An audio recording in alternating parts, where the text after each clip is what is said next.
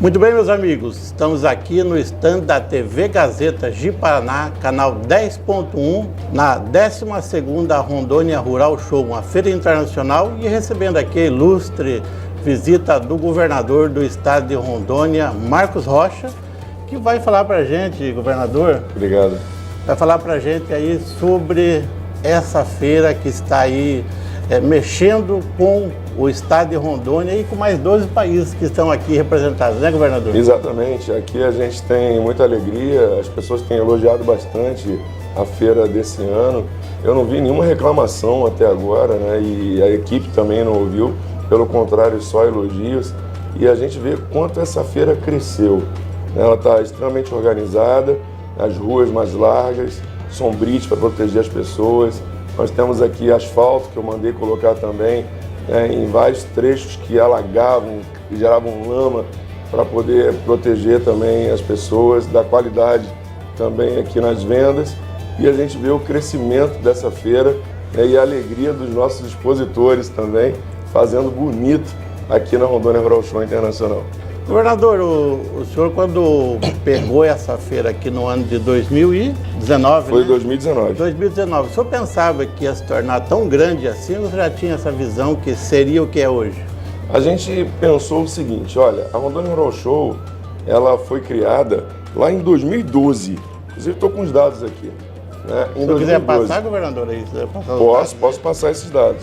Em 2012 foram 186 milhões de reais, né, em negócios realizados aqui dentro da Rondônia Rural Show Internacional. E agora, governador, estou fazendo um paralelo com esse número 186 milhões, em 2 horas de feira já ultrapassou esse valor, né? Muito! Em 1 hora deve ter ultrapassado, já passou tudo. deve ter ultrapassado o valor. E a gente fica feliz porque veio crescendo. Mas quando chegou em 2018, ela fez 533 milhões. Eu ainda não era o governador. Em 2019, foi 703 milhões de reais. Mas aí a outra feira, a próxima feira, que foi em 2022, nós tivemos aquele período de pandemia, né? Foi 2,6 bilhões. Em 2023, 3,5 bilhões. E agora, em 2024, no ano passado, foram feitos negócios aqui pelos nossos expositores 4,4 bilhões de reais, o que reflete que a feira tem dado certo, ela tem se organizado cada vez mais, né? Os nossos produtores refletem que a produção de Rondônia vem aumentando e reflete também que a busca pelos produtos de Rondônia também aumentou bastante, porque aqui, como disse o Fogaça, nós temos gente de vários lugares do mundo, chinês, japonês, canadense, americano, norte-americano, nós temos peruano, boliviano, japoneses, gente do mundo inteiro, né, indianos, né, que vieram conhecer e comprar peruanos produtos. Também tem, né? Peruanos, sim. Governador, deixa eu fazer uma pergunta, senhor. Como que está a tratativa? O governo do estado já está se movimentando nessa questão da ferrovia, a bioceânica que vai ligar lá a Bahia, vai ligar ao Peru. Como que está a tratativa dentro do governo de Rondônia? Isso aí é uma obrigação federal, é uma discussão federal, da Câmara Federal, do Senado Federal, que tem que tratar disso. Mas é lógico, o governo do estado se preocupa. Primeiro, vamos falar de um aspecto importante. Logo que eu assumi o governo, ainda lá em 2018, já havia ganhado as eleições, mas eu queria algumas coisas importantes. Duplicação da 364, a 319, que é uma rodovia importante, que acaba beneficiando bastante o estado do Amazonas, que liga com os demais estados do país. É o estado isolado hoje, por terra, é o Amazonas. É o único, né? Então, para nós seríamos... e acaba Roraima também ficando um pouco isolado, né? Ele consegue se comunicar com o Amazonas, mas é difícil chegar aqui. Mas se nós tivermos essa estrada, você vai beneficiar muito, né? E trazer mais segurança, porque não é só acelerar né, o processo de crescimento, também é dar segurança para evitar acidentes nas estradas. Por isso eu cobrei a duplicação da 364, tanto no governo anterior, federal, como no governo atual também. Então, os projetos foram sendo elaborados e o que eu quero é que saia essa duplicação. Além disso, eu pedi também a ponte binacional, porque é uma ponte que foi prometida pelo governo brasileiro lá em 1900. Bem, né? Já tem mais um século e pouco, né? Exatamente. Então, está na hora de termos essa ponte. Espero que essa ponte saia, que ela aconteça, porque os bolivianos, inclusive, já fizeram muitos quilômetros de estrada contando com essa ponte.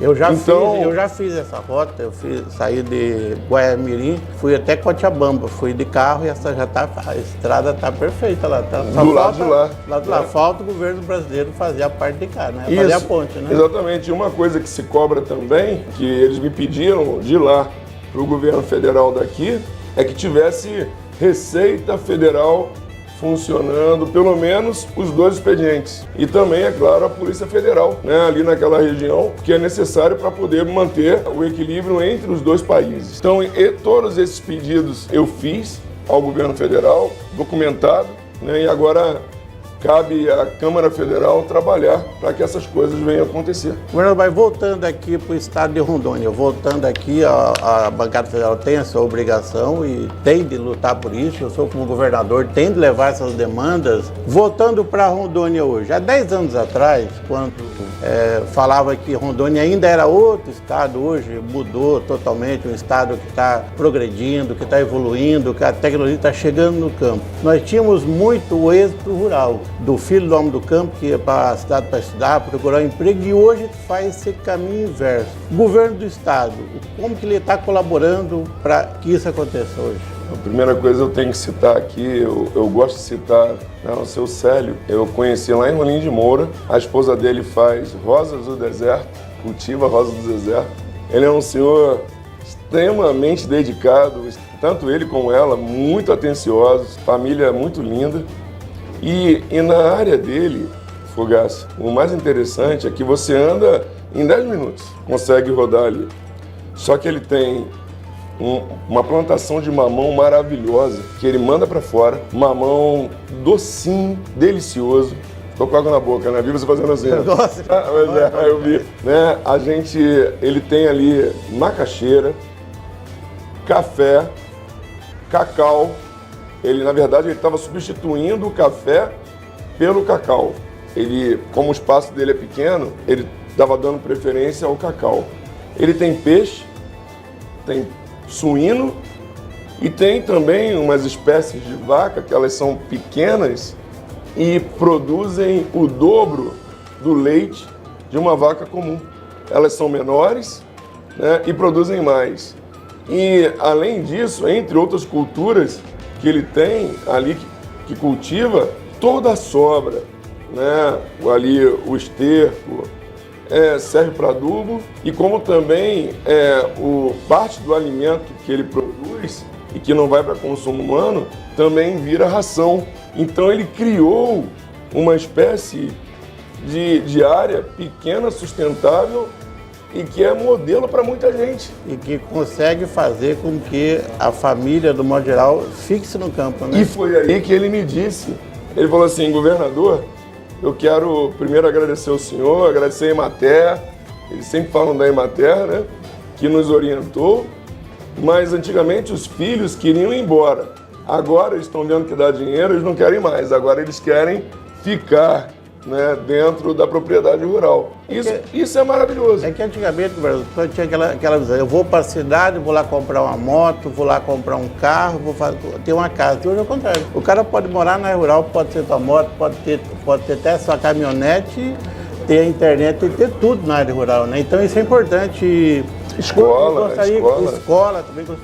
Ontem, aqui aprovado pela Assembleia, teve aí um incremento aí do salário dos funcionários da Emater. Como que foi isso, governador? Foi maravilhoso, a gente conversou bastante, né, com os servidores da Emater, Luciano Brandão conversou comigo, alguns deputados, em particular a deputada Cláudia de Jesus, me procurou com essa demanda, o deputado Pedro, o Jean Oliveira, foi muita gente, Luizinho, muita gente trouxe essa pauta para mim, né? Então eu vi, olha, vai dar certo.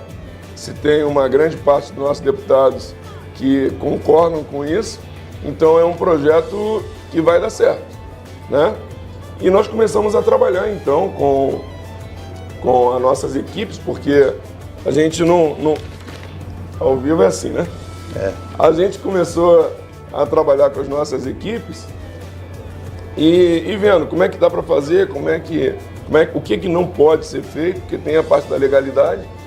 E aí nós conseguimos alcançar, né, junto com o sindicato, o que o sindicato queria, né? E um sindicato extremamente organizado, respeitador, né, honrado. É bom quando a gente pode falar isso, né? Pode conversar, né? Pode conversar numa boa. Dá diálogo, né? Bom, né? Dá diálogo, não tem xingamento. E aí a gente conseguiu ontem levar o projeto. Entreguei simbolicamente em mãos, porque eu entreguei antes. Entreguei simbolicamente em mãos ao deputado Alex Redano. E a gente veio trabalhando. Primeiro precisava aprovar a LOA, para depois a gente conseguir chegar nesse projeto. E eu estava preocupado anteontem, será que alguém vai ir contra a LOA? Porque se for contra a LOA, atrapalha o projeto da Emater. Mas aí ali... Não teve ninguém contra? Só um. Lotou, mas também votou favorável no final. Lotou de ematerianos ali, foi tudo discutido, muito discutido, né? E eles estavam felizes, depois fizeram um churrasco lá embaixo à noite. Foi um momento de alegria. A valorização deles é importante porque eles estão levando conhecimento ao homem do campo. Então eles são especializados, são técnicos, né, que sabem como produzir mais e da forma certa e fazendo de forma sustentável, estão levando conhecimento para o homem do campo, e isso que está fazendo com que os nossos pequenos produtores, prefiro falar que os nossos produtores da agricultura familiar, se tornem tão grandes. O governador acabou assim, o que eu ia perguntar ele respondeu rápido aqui, mas eu quero fazer uma outra pergunta. Governador, hoje, nos últimos anos, nós não temos dificuldades hoje, o governo do estado, todos os governos que passaram por Rondônia, tinha atritos com os sindicatos, tinha atritos aí com as entidades de classe, a questão de valorização salarial, a questão de cada dia ter aquele atrito, fazia passeada nas ruas, e nos últimos anos, no seu governo, teve muito pouco esse tipo de movimento. É a arrecadação que aumentou, é o governo do estado que é do diálogo, o que aconteceu de verdade para não ter esse tipo de atrito hoje? Vamos lá, primeira coisa, a gente tem que cuidar com o que o governo gasta, com o que o governo aplica. Aquilo que o governo aplica tem que ser voltando para a população. Então nós criamos, eu vou dar uma resposta, é um pouquinho longa, mas é importante. Sem problema, o senhor pode falar até uma hora aqui. Opa. O governo do estado tem suas obrigações com as escolas estaduais, tem suas obrigações com as ROs. O governo do estado tem obrigação com os servidores do estado, né, para poder manter os serviços públicos funcionando. Mas eu entendi que se eu queria aumentar a produção de Rondônia e melhorar a visão que Rondônia tinha do resto do país, dos demais estados brasileiros, então eu precisava levar também desenvolvimento aos municípios. Então foi assim que foi criado projetos para poder levar asfaltamento, levar água, tratar dos distritos, mandei recursos em grande quantidade para os municípios, inclusive aqui para o município de Ji-Paraná, foram milhões de reais em investimento. Aqui em Ji-Paraná tem uma praça, Beira-Rio que era utilizada para droga, para atos ilícitos ali, né? Então nós fomos lá, foi uma das primeiras obras que eu fiz, né? Alterei totalmente aquele aspecto. Hoje você pode ver ali famílias que vão ali, crianças, perto da ponte ali. Eu fui lá. Né? Não ficou bonito? Ficou maravilhoso. E entreguei ao município, né? Fiz com recursos do estado. E junto a isso também várias ruas, vamos falar de Cacoal agora, só em Cacoal 140 ruas municipais feitas pelo governo do estado, né? Com recursos do governo do estado. Se a gente for falar em Porto Velho, toda, e você sabe disso, mais de 200 milhões foram investidos. Todo aquele asfalto ali. Drenagem e asfaltamento. Né? Exatamente. Drenagem e asfaltamento. Através do Tchau Poeira e através do governo na parceria com a cidade, né? Exatamente. Então, passo a passo, a gente foi melhorando a qualidade das nossas vias. Mas não é só isso. Praças, né? Você vai lá na Zona Sul, tem praça. Na Zona Leste tem. Você vai no centro, também tem. Você vai pelos demais municípios aí, nós fizemos várias praças, pistas de ciclismo, asfalto aos montes, né, para proteger a nossa população. Quando a gente olha os programas sociais, casa própria, né, através do programa Meu Sonho, quando você vê também a possibilidade de você ter um curso, né? Como é que você acha que reduziu o desemprego no estado de Rondônia? Porque nós ofertamos cursos de capacitação. Então, pintura elétrica, mecânica de carro pesado, de motores pesados, motores leves, de motocicletas, né? Enfim, uma série de cursos. E isso foi gerando emprego e renda. Isso foi atraindo as cidades mais bonitas, foi atraindo gente de fora para investir aqui no estado. Eu atendi, tanto eu como o Sérgio, a SEDEC, atendeu vários empresários de fora que já disseram aqui para a gente que virão para cá, virão para Rondônia, abrir filial aqui em Rondônia. Isso é bom para a gente? Maravilhoso. É maravilhoso. Então, o desenvolvimento do estado, ele passa por tudo isso. Né? Nós temos uma coisa que está acontecendo, um efeito, né, desse desenvolvimento abrupto que nós estamos tendo, que é falta de mão de obra. Quando você procurava, por exemplo, um pedreiro antigamente, era mais fácil que agora. Bem mais fácil. Porque eles estão com muito serviço. Você procurar um mestre de obra, um engenheiro ou qualquer outra área, né, era mais fácil. Agora mudou. Tudo isso tem reflexo à economia do estado, a atração de investimentos. Por isso que eu não perco tempo para ficar falando mal de ninguém. Eu me afasto de quem eu vejo que é do mal, mas eu não falo mal nem dessas pessoas. Eu estou preocupado em fazer o estado crescer. Ainda tem carência? Tem. Nós crescemos absurdamente o número de leitos disponíveis dentro do estado, no estado, todo o sistema do estado. Mas para eu ter paz, eu assumi o Hospital de Vilhena, construí o Hospital de Guajará-Mirim, que é referência agora na região norte. E nós temos o Hospital de São Francisco. Com esses hospitais, a gente consegue, então, fazer os atendimentos que a população tanto necessita. Governador, eu quero agradecer o senhor pela sua entrevista. Vamos estar aqui até amanhã aqui no estande da TV Gazeta de Paraná.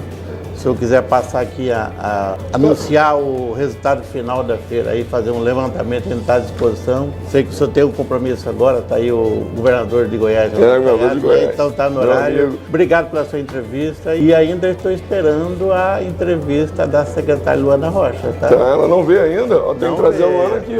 Mas olha só para concluir, primeiro dia de feira, cerca de R$1 bilhão. Primeiro dia, nós tivemos 52 mil pessoas visitando, o primeiro dia. Segundo dia, já foram para 63 mil pessoas. Existem pessoas aqui que já venderam tudo.